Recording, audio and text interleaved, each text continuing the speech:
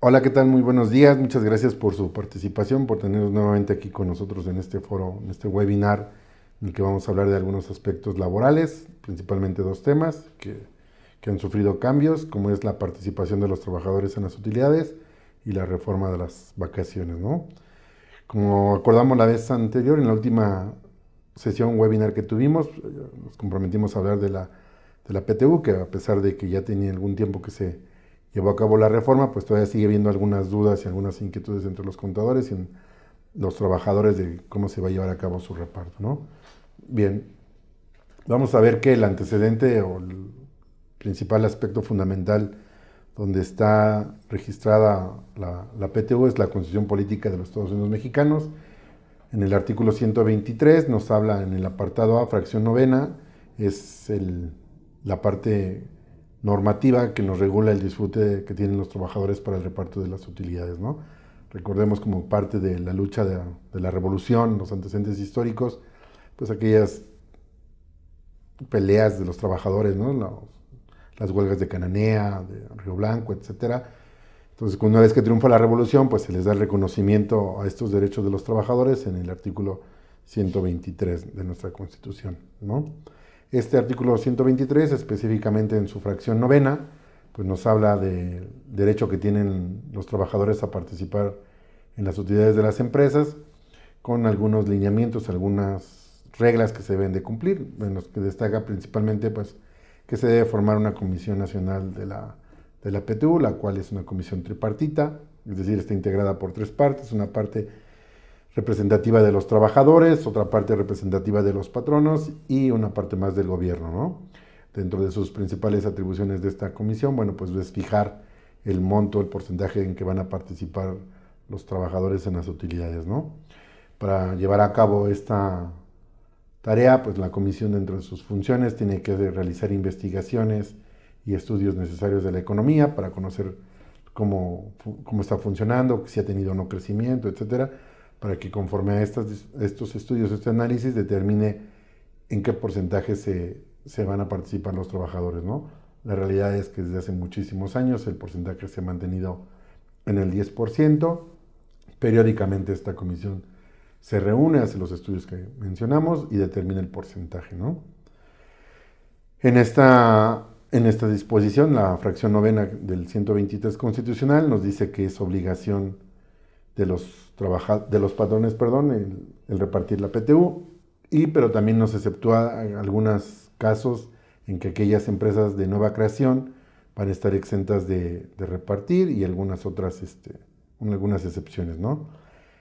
También es importante mencionar que la misma fracción novena nos establece que la base para determinar la renta agravable de la PTU va a ser la base que se determinó conforme a la ley del impuesto sobre la renta para el pago de este tributo. Y también nos dice que una vez que los trabajadores conozcan este monto a repartir, ¿cómo se va a dar este conocimiento? Bueno, pues los patrones tienen que mostrarles o darles a conocer a los trabajadores a una comisión que se forma, que vamos a ver más adelante, el apartado de la declaración donde se muestra la base gravable del impuesto sobre la renta y la base que se determinó para la PTU, ¿no? Entonces es una obligación darles a conocer a los trabajadores a través de esta comisión esa parte de la declaración, pero también nos habla la fracción novena del 123 constitucional, que el hecho que los trabajadores tengan ese beneficio, ese derecho a participar en las utilidades de las empresas, no se debe de confundir con un derecho a participar o una facultad a participar en la toma de decisiones de nuevos proyectos o donde invertir que tiene que llevar la empresa, ¿no? Sino simplemente se limita a recibir, el derecho que tienen a recibir su porcentaje de la participación en las utilidades, ¿no? Bien. Esta Comisión Nacional para la Participación de los Trabajadores en las Utilidades, pues como les mencionaba, es una comisión tripartita y tiene la obligación de fijar el porcentaje a repartir de la renta agravable conforme a la última resolución que se llevó a cabo, pues sigue manteniéndose el porcentaje del 10%, ¿no? Bien, ya mencionamos el aspecto o la fundamentación constitucional, ahora nos vamos a la ley reglamentaria del 123 constitucional, que es la Ley Federal del Trabajo, y que en el título tercero, en el capítulo octavo, denominado participación de los trabajadores en las utilidades de las empresas, es donde nos va a normar todo el procedimiento y nos va a determinar cómo se lleva a cabo esta participación, reparto y demás de las utilidades, ¿no? Principalmente, bueno, pues está regulado de los artículos del 117 al 131 de la Ley Federal del Trabajo, donde se establecen las bases para su determinación, su otorgamiento, así como las directrices para llevar a cabo la individualización de esta prestación, es decir, cuánto corresponder a cada uno de los trabajadores.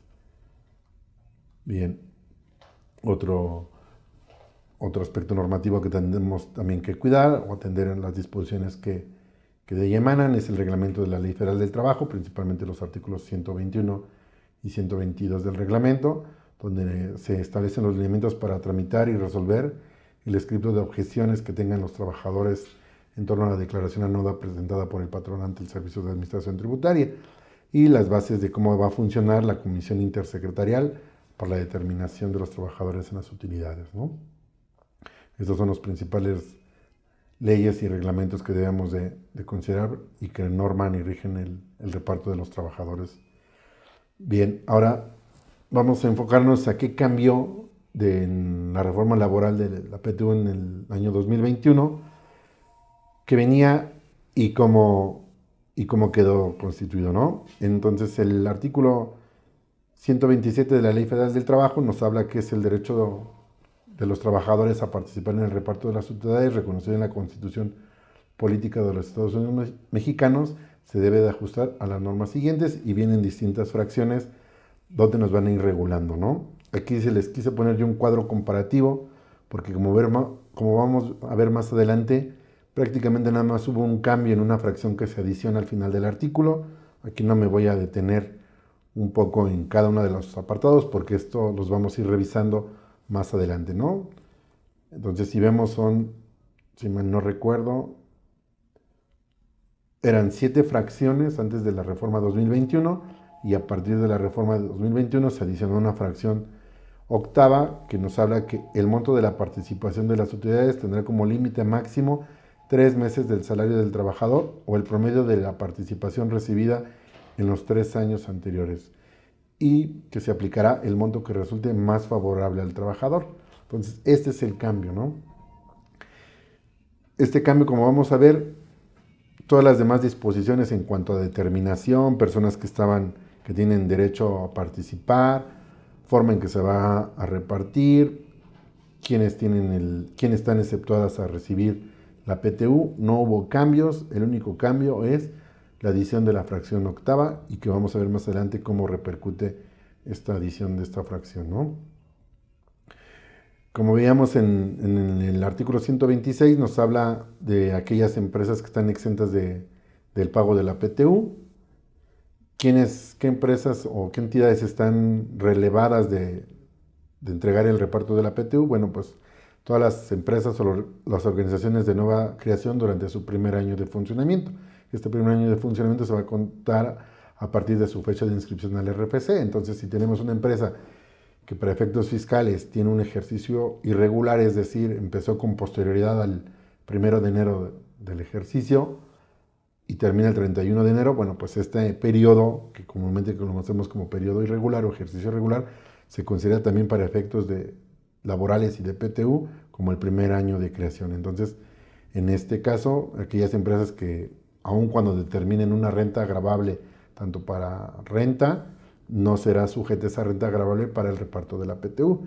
En el caso de las empresas dedicadas a la elaboración de un producto nuevo, previa calificación de la Secretaría de Economía, este plazo de 1 año podría emplearse hasta 2 años, ¿no?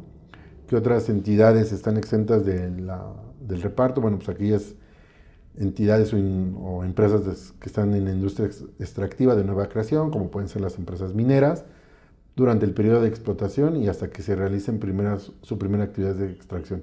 Es decir, aquellas empresas, les digo, el principal ejemplo es la actividad minera, que llevan un proceso de análisis, de excavación, de todo este proceso previo a la extracción del mineral, durante todo este periodo que muchas veces llamamos preoperativo, o conocemos en la parte contable como preoperativo, no estarán sujetas al pago de la PTU, ¿no?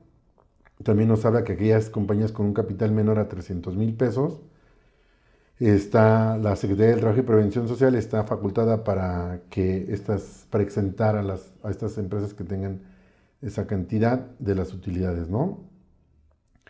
Y también es importante que siempre y cuando en dicha resolución es importante destacar que la excepción de esta obligación con este capital de trabajo de 300,000 pesos está regulado siempre y cuando también no generen un ingreso para impuestos sobre la renta superior a los 300,000 pesos. Entonces digamos que son las micro pymes que no tienen tantos ingresos, aquellas que están relevadas de entregar la PTU, ¿no? Un rubro más de aquellos que están exentos a distribuir la PTU son las instituciones de asistencia privada que realicen con bienes de propiedad particular y ejecuten actos humanitarios sin propósitos de lucro, como quiénes son, como pueden ser los asilos o las fundaciones de asistencia social. Recordemos que este tipo de empresas son para efectos fiscales, tributan en el título tercero, que son los no contribuyentes del impuesto sobre la renta, y principalmente, como mencioné, es que no tienen un fin de lucro, ¿no? Y pudiéramos eventualmente ahí irnos en aquella parte que conforme a la ley del impuesto sobre la renta, qué pasa de aquellas entidades que tributan en el título tercero que no tienen fines de lucro, pero que de acuerdo a la misma disposición normativa de renta, llegan a tener ingresos que se consideran gravados. En ese caso eventual, por la parte que tienen de ingresos gravados, esa parte sí estaría sujeta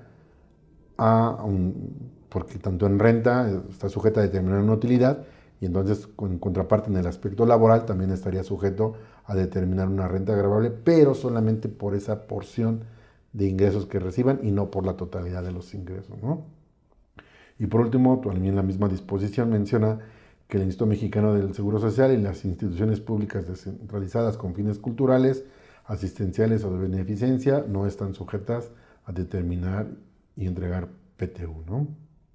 Bien, ahora, como mencionábamos, el artículo 127 en las distintas fracciones nos habla, la primera fracción si mal no recuerdo, de aquellas personas que no participan en el reparto de la PTU.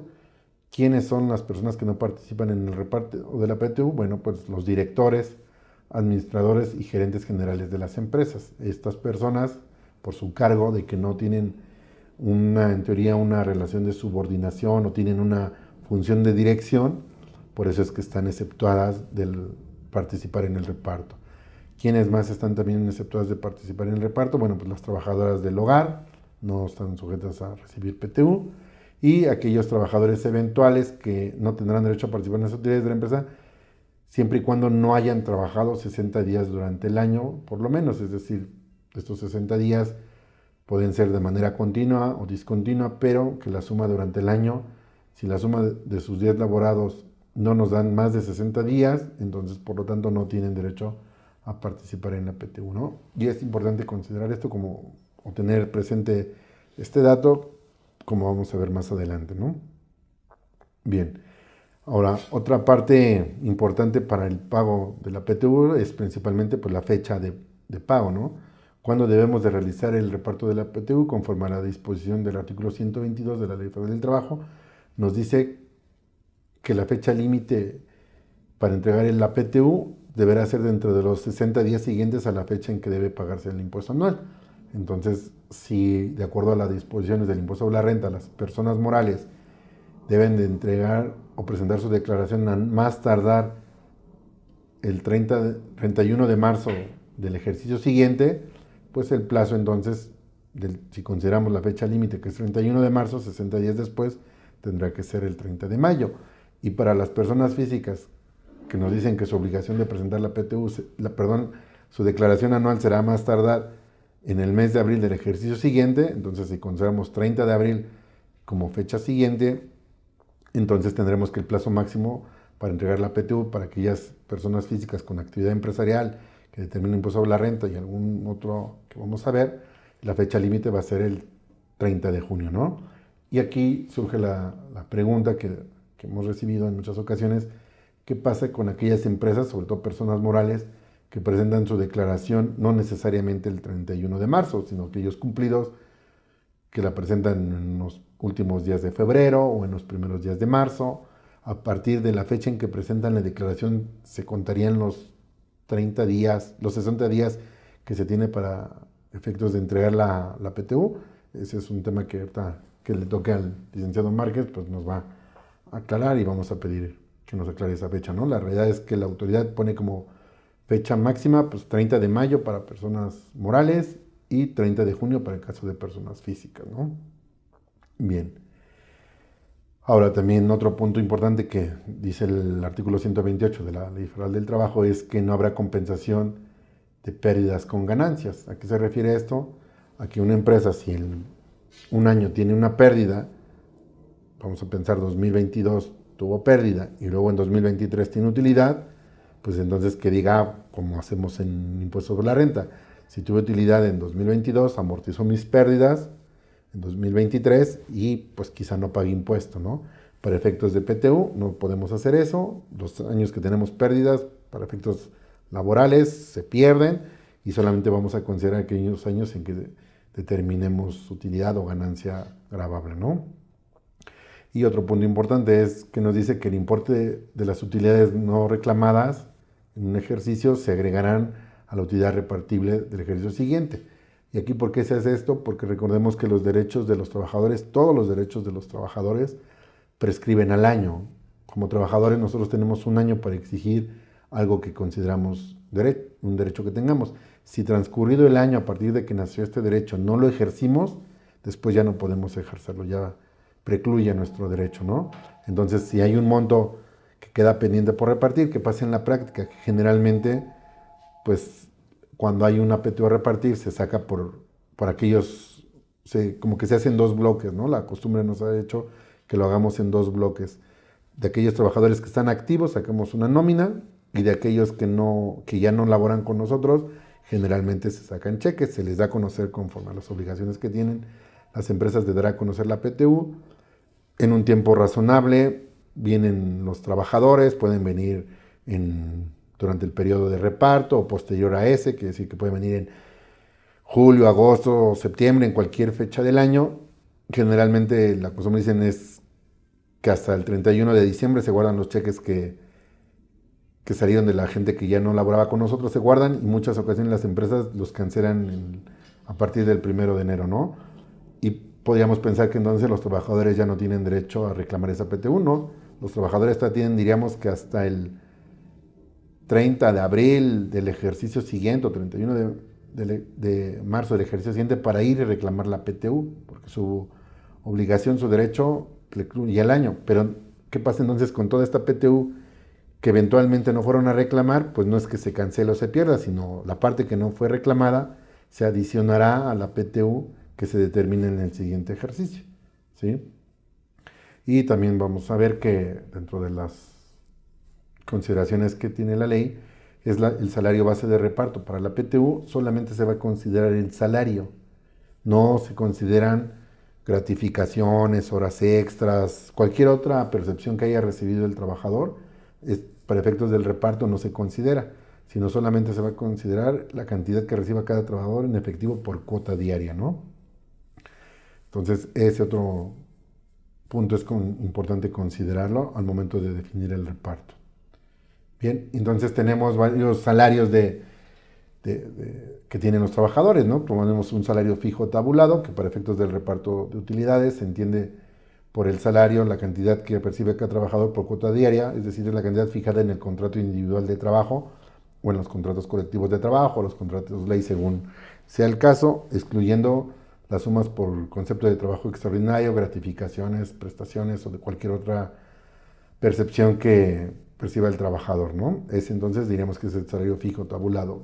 También tenemos un salario variable, que en estos casos se refiere a cuando se lleva un trabajo por unidad, o ya sea destajo, comisiones, y es decir, cuando la retribución sea variable. En estos casos se tomará como salario diario el promedio de las percepciones obtenidas en el año fiscal, sujeto a reparto, y cuando aplica este caso, bueno, pues para aquellos agentes de venta, los comisionistas, los agentes de seguros, los vendedores, es decir, todo aquel personal que tengamos sujeto a un pago de comisiones, ¿no? Cuando decimos, tienes un salario más una comisión. Entonces, en este caso, se sumarán todas sus percepciones y se considera para determinar nuestro salario variable, ¿no? El salario mixto, bueno, pues de conformidad con las disposiciones que la ley establece, nos dice que si la percepción se integra con una parte fija y una comisión a destajo, se tomará en cuenta únicamente el salario fijo para determinar su participación individual, ¿no? Para los efectos de la parte que se refiere a la base distribuida de la PTU en función del salario, ¿no? Y el salario base máximo, bueno, pues es aquel que de conformidad con las disposiciones que la ley establece, nos dice que si la percepción se integra por una parte fija, por un salario fijo, y una parte por comisiones o destajo, se tomará en cuenta únicamente el salario fijo para determinar su participación, ¿no? Bien, y estos es los distintos tipos de salario que tenemos, ¿no? Bien, ahora, ¿cómo se determina la base gravable del impuesto sobre la renta? Que de ahí vamos a partir para determinar nuestra base de PTU. Bueno, pues conforme al artículo 9 de la ley del impuesto sobre la renta, en su penúltimo y último párrafo, tratándose de las personas morales, tratándose de personas físicas, el artículo 109, el cuarto, quinto y último párrafo, para aquellas personas físicas con actividad empresarial, y conforme al artículo 113G, que en el último párrafo, que se refiere a las personas físicas que tributan en el régimen simplificado de confianza. Vemos que estos artículos nos dicen la manera en que los contribuyentes deben de calcular su renta gravable, la cual en términos de la Ley Federal del Trabajo servirá como base para el reparto de las utilidades, ¿no? Entonces vamos a ver de manera esquematizada, bueno, de manera general, el artículo 9 de la Ley del Impuesto sobre la Renta para efectos del título 2 de las personas morales. Bueno, la renta gravable, como todos conocemos de rentas, nos dice que son los ingresos acumulables para impuesto sobre la renta, menos las deducciones autorizadas para efectos del impuesto sobre la renta. Eso nos va a dar nuestra autoridad fiscal, ¿no? Entonces, para determinar esta parte, esa es nuestra renta gravable para efectos de renta, y de ahí vamos a partir para determinar nuestra renta gravable de PTU. ¿En qué difiere? Bueno, en que la renta gravable de PTU tenemos que sumar los ingresos los ingresos acumulables de los trabajadores que no fueron deducibles en términos de la fracción 20 del artículo 28, es decir, aquellos ingresos que fueron exentos para el trabajador y que no deducimos al 100%. Recordemos que estábamos ahí, la fracción 30 del artículo 28 nos limita a aquellos ingresos que fueron exentos del trabajador a solamente deducir un 53% o un 47% de este tipo de erogaciones, ¿no? Dependiendo si las aumentamos o las disminuimos, solamente podemos disminuir esto. Entonces, la parte que no disminuimos para efectos del impuesto sobre la renta, conforme a esta proporción, para efectos de la PTU, sí vamos a deducir el 100% de nuestras erogaciones, no con la limitante que nos pone renta. Entonces, quedaría de la siguiente manera nuestra base gravable conforme a la PTU, ¿no? Para efectos de PTU, vamos a partir igual los ingresos acumulables del impuesto sobre la renta, menos las deducciones autorizadas para efectos de ICR, menos los pagos por ingresos exentos de los trabajadores que no fueron deducibles. Esto va a ser nuestra base de reparto para la PTU, ¿no? Bien, en este caso, también como mencionábamos, ¿no? Lo que decimos aquí es que no se van a compensar utilidades con pérdidas para efectos de PTU, ¿no? Entonces, una vez que ya determinamos nuestra renta gravable para efectos de los trabajadores, recordemos que tienen una exención, que esta exención para efectos de PTU es hasta 15 veces el valor del salario mínimo, conforme al artículo 95, fracción 14 de la ley de ICR, ¿no? Y recordemos que para determinar el ICR de los trabajadores por pago de PTU, pues hay dos procedimientos, ¿no? El procedimiento conforme al artículo 96 de la Ley del Impuesto sobre la Renta, que no lo vamos a ver ahorita a detalle, pero básicamente lo que queremos explicarles es que el 96 nos dice que la participación, la PTU que reciban los trabajadores, se sume a los demás ingresos mensuales y sobre eso se calcule, se le aplique la tarifa mensual, ¿no? Y el procedimiento que nos establece el artículo 174 de la Ley del ICR, donde de manera general tampoco lo vamos a ver, quizás más adelante pudiéramos hacer un taller respecto de esto, pero bueno, conforme al reglamento lo que nos dice es que analicemos lo que recibimos de PTU, lo analicemos y determinemos Después multipliquemos esta cantidad anualizada por 30.4 para determinar tanto un ingreso mensual como un impuesto anual y lo comparemos contra el impuesto ordinario que recurrentemente causamos. Saquemos un factor de una tasa y a esta tasa efectiva le apliquemos al ingreso que percibimos para determinar el impuesto, ¿no? Entonces, nada más lo que queremos decirles es que hay dos procedimientos para calcular el ICR por el pago de PTU. Generalmente el que más beneficia a los trabajadores pues es el que establece el artículo 174 del reglamento, ¿no? Bien, ahora para efectos de la plática vamos a ver un ejemplo numérico de cómo determinamos primero la renta gravable del impuesto sobre la renta de una persona moral, título 2, donde nos dice que tenemos ingresos acumulables por 82.950.325, deducciones autorizadas por 70.845.240 y tenemos ingresos que fueron exentos para el trabajador por 105.085, ¿no?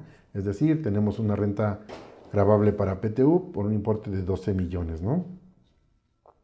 Conforme a esto, esta renta gravable de 12 millones para efectos de PTU, bueno, pues le vamos a aplicar la tasa del 10%, entonces nuestra renta gravable será de 1.200.000 para efectos de PTU, es lo que vamos a repartir, ¿no?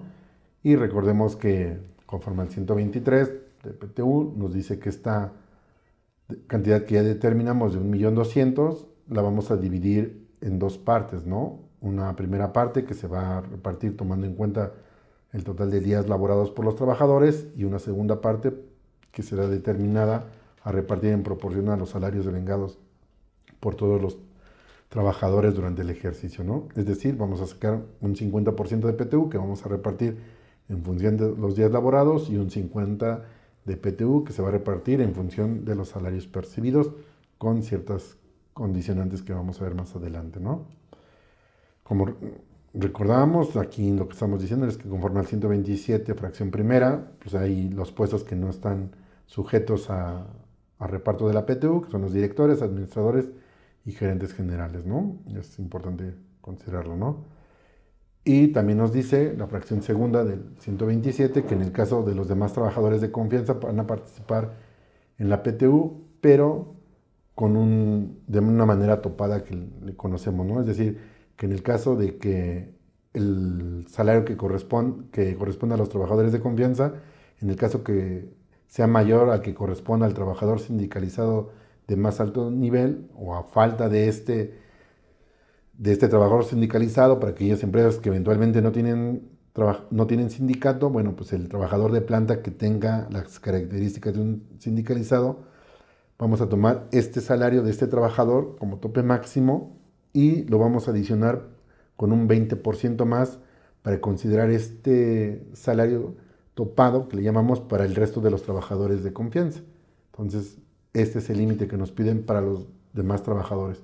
¿Por qué se hace de esta manera? Bueno, pues para que el reparto de la PTU, pues la proporción de los salarios sea equitativa y no aquellos trabajadores de confianza que perciben ingresos más altos que los trabajadores sindicalizados, pues se les retribuya de una mayor manera, ¿no? Entonces, de esta forma lo que se busca es que sea más democrático, más equitativo el reparto de la PTU en esta parte de los salarios, ¿no?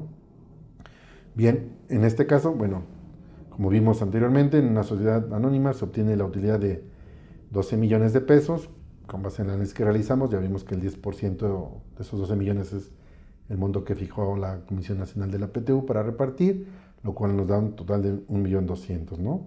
Entonces tenemos que se van a dividir 600.000 pesos que se van a repartir conforme a los días laborados y 600.000 pesos conforme a los salarios que se hayan devengado, ¿no?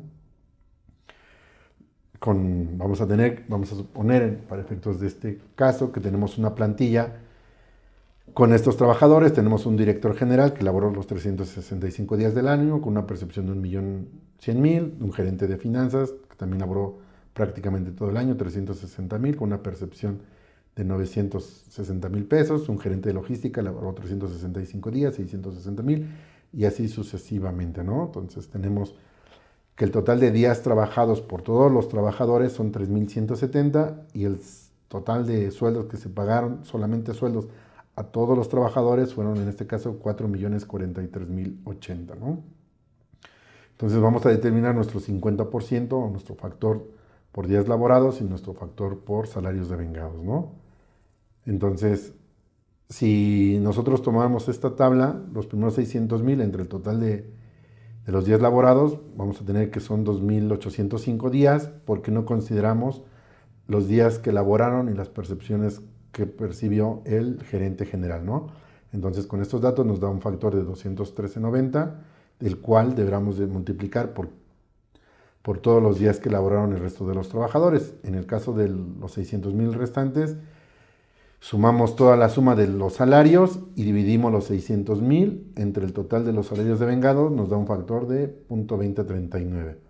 Entonces, si consideramos estos datos, pues la PTU que recibiría aquí en nuestra plantilla pues sería aquí el director general, no tiene derecho a la PTU, el gerente de finanzas por salario, por días laborados, 360 días le corresponderían 77.005 y conforme al salario devengado, pues 195,000, dándole una PTU de 270,000 y así cada uno de ellos.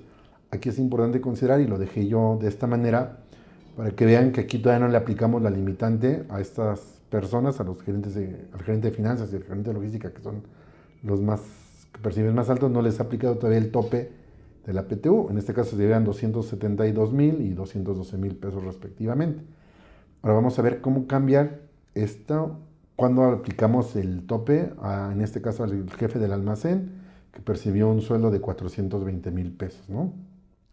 Que aquí es lo que se explica, que aquí debemos de considerar que el salario del jefe del almacén, que son 420,000, se multiplica por 1.20, lo cual nos daría 504,000. Entonces, aquellos que vieron más de 420,000, que son de confianza, el monto máximo que vamos a considerar son los 504,000 pesos, ¿no? Por lo tanto, pues cambia el factor de integración para este efecto, y pasa a ser de 20.39 a 25.74, pues lo que va a generar un factor de PTU más equitativo, ¿no? Entonces aquí ya vimos que entonces ya esos trabajadores, su parte de salario devengado, pues ya se disminuye y perciben 206.730 y 207.800, ¿no? En este caso la diferencia está por el monto que reciben en función de los días que laboraron, que uno laboró 360 y el otro 365, pero si vemos en la parte de salario, pues ya los dos están topados, ¿no? Y entonces este es como quedaría nuestro reparto de PTU conforme a la manera que conocemos y a la manera que nos dice la ley de PTU, ¿no? Las disposiciones para la ley federal del trabajo respecto al reparto de la PTU. Ahora vamos a considerar qué nos dice o cuál es el cambio con la reforma laboral. La reforma laboral, como vimos en el cuadro comparativo, pues solamente se adiciona una fracción octava donde nos dice, y recordemos que como parte de la reforma laboral, pues obligaron a las empresas a que ya debían de tener el personal con el que llevaran a cabo su objeto social. Entonces no hay empresa al día de hoy que no tenga trabajadores que le ayuden a llevar a cabo su objeto social. Entonces mucho de lo que se hablaba era decir, ¿y qué pasa con aquellas empresas que generan muchísima PTU? Pues lo que el gobierno consideró es decir, ok, sí vamos a limitar la PTU en las siguientes condicionantes, ¿no? Se va a considerar los límites de la PTU de la siguiente manera, ¿no? Primero vamos a determinar un salario mensual de 3 meses de los trabajadores. Cada trabajador lo vamos a multiplicar 3 meses de salario. Y también vamos a considerar el promedio de la PTU que haya recibido en los 3 últimos ejercicios. Vamos a comparar y tener estos parámetros. Y cuando la PTU determinada conforme a renta o tradicionalmente conocíamos sea mayor que el parámetro de estas dos condicionantes, ya sea el salario por 3 meses o el promedio de las 3 últimas veces, no vamos a repartir la PTU tradicional cuando fue más alta, sino vamos a repartir la que sea más benéfica del trabajador de estas dos opciones que nos da la ley, ya sea la de 3 meses o el promedio, siempre el que más beneficie al trabajador. Entonces, de manera numérica, bueno, pues aquí tenemos nosotros lo que determinamos conforme al reparto, el 1.200.000 que determinamos de PTU a repartir, ya determinamos tanto su parte en días, en salario, Vamos a tener los salarios mensuales de los trabajadores y en este caso pues su salario topado, porque aquí también vamos a considerar que para efectos de determinar el salario por 3 meses vamos a seguir las reglas que nos dicen respecto de los trabajadores de confianza, que va a estar limitado el salario en 1.20 del sindicalizado de mayor nivel. Entonces nuestros salarios topados para en este caso mensuales son el del gerente de finanzas y el gerente de logística, que son 42,000 pesos, multiplicados por 3 meses de salario, pues nos dan 126,000, 105,000 para efectos del jefe de sindicalizado y así cada uno de los colaboradores que tiene la empresa, ¿no? Y determinamos el promedio que se les ha repartido en los últimos 3 años a los trabajadores. Aquí quizá haya trabajadores que no estén en la empresa porque no estuvieron, porque fueron nuevos, etcétera. Y aquí hay un criterio que ha emitido la Secretaría del Trabajo, que lo vamos a ver más adelante. Pero aquí yo nada más estoy considerando para efectos aquellos que sí están, ¿no? Entonces tenemos que por promedio mensual de 3 meses tenemos una PTU de 714,000. Por promedio de PTU repartida en los 3 años anteriores tenemos 735,000, que en este caso es menor al 1.200.000 que determinamos conforme a la base del impuesto sobre la renta. En este caso, como excede, pues entonces vamos a aplicar lo que dice la reforma, ¿no? Que vamos a darle de estas dos comparaciones, el de 3 meses de salario o el de 3 meses la PTU que hemos dado en los 3 últimos ejercicios, la que más beneficia al trabajador, ¿no? Y lo que yo les quería comentar es que nos dicen en la guía para cumplir obligaciones de la PTU, emitido por la Secretaría del Trabajo y Previsión Social el 25 de marzo de 2022, hay ciertos lineamientos que nos dan, porque nos dicen que para efectos de la PTU de años previos, en el caso que existan años previos entre los que se hubiera repartido PTU y en algún año dentro de estos 3 no hubiera repartido PTU, se sumarán las utilidades de los años en que se hubo y se dividirán entre 3. La misma situación para un año que nada más haya tenido utilidad y 2 con pérdida, es decir, que vamos a considerar para determinar el promedio la cantidad que hayamos determinado para cada año como PTU, ¿no?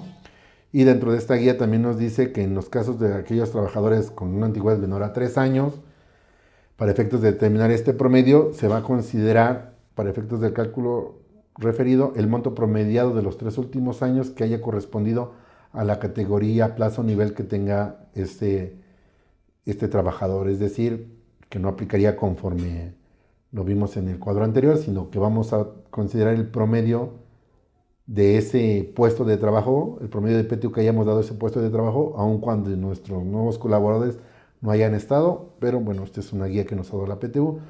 Muchos dicen que no tiene fundamento, ¿por qué? Porque no está en una normatividad, no está ni en la ley, ni en el reglamento de la Ley Federal del Trabajo, ¿no? Entonces habría aquí que considerar qué nos dice el licenciado Márquez para ver cómo podemos regular esta situación, ¿no? Bien, entonces, considerando aquí lo que les muestro es una gráfica donde consideramos los aspectos de la PTU para efectos didácticos, considerando el criterio de tomar el promedio de la plaza que corresponda del trabajador del puesto que se haya repartido en los 3 últimos años, que aquí lo remarqué con asterisco. Tendríamos nuestra PTU determinada de manera tradicional o conforme a renta del 1.200.000, mi promedio mensual de los 3 meses de salario que corresponderían a 714,879 y el promedio de la PTU repartida en los 3 últimos años para todos mis puestos de trabajo, vamos a decirlo así, todos mis trabajadores, que sumarían 845,000 pesos. Conforme a la reforma, lo que nos dice es, siempre que salga más alta la PTU de renta, vete a las limitantes. 3 meses de salario o 3 meses de PTU repartido en los 3 últimos años, la que sea mayor, la que más convenga al trabajador, es la que vas a repartir, ¿no? Entonces, en este caso, pues, determinamos 1.200.000, que es más alto que 714 y más alto que 845. Entonces, no vamos a repartir el 1.200.000, sino la que más convenga de estas dos, que en este caso son los 845,000. Bien, en la siguiente lámina aquí ha habido, y esto es parte de la confusión, y esperamos que lo podamos aclarar el día de hoy, donde nos dicen que hay ciertas interpretaciones en la ley, donde nos dice que primero tendríamos que considerar la PTU que se determinó conforme al método tradicional. Y siempre que esta PTU sea menor que las dos comparaciones, lo que estamos obligados a repartir es la PTU tradicional. y solamente en aquellos casos en que la PTU tradicional, ya de manera individualizada con cada trabajador, sea más alta que las dos comparaciones que nos da la ley, entonces cuando nos vamos a remitir en esto. Y en este caso, por ejemplo, del gerente de finanzas, bueno, pues su PTU tradicional, conforme al cálculo, le corresponden 206,000. Sus 3 meses de salario son 126 y el promedio de los últimos 3 años que le tocó son 300. En este caso, como los 300 son más altos que los 206, hay criterios que dicen que le deberíamos de repartir los 206, 730 ya de manera individualizada.